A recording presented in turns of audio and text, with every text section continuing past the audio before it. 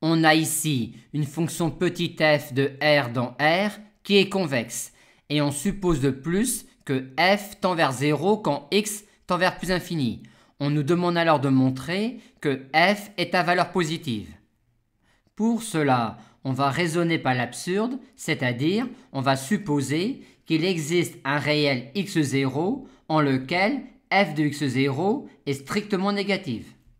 Mais vu que f tend vers 0 quand x tend vers plus infini, si on prend ici une barre strictement négative mais strictement supérieure à f de x0, il existe alors un réel grand A strictement supérieur à x0 à partir duquel f reste au-dessus cette barre-là.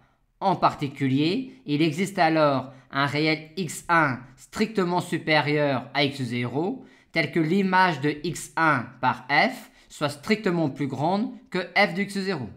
Et maintenant, c'est fini. On a alors ici une séquente à la courbe et comme f est convexe sur R, on peut dire que sur x1 plus infini, la courbe représentative de f sera au-dessus de sa séquente et on aura donc f qui tend vers plus infini quand x tend vers plus infini, ce qui est absurde.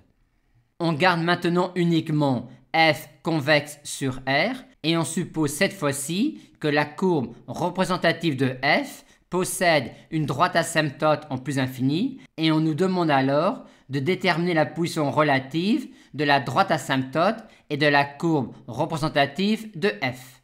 En d'autres termes, en notant g cette fonction-là, on nous demande de déterminer le signe de f moins g. Et on a alors très envie d'utiliser la question 1, vu que l'on a ici une quantité qui tend vers 0 quand x tend vers plus infini. Mais f moins g est-elle convexe? Oui, car f est convexe et g est affine.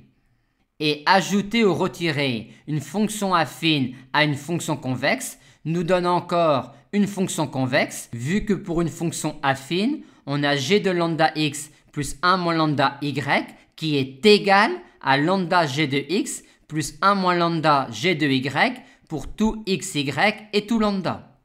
Et donc c'est terminé, puisque l'on a ici une fonction convexe qui tend vers 0 quand x tend vers plus infini, et on peut donc dire, d'après la question 1, que f moins g est positive sur R.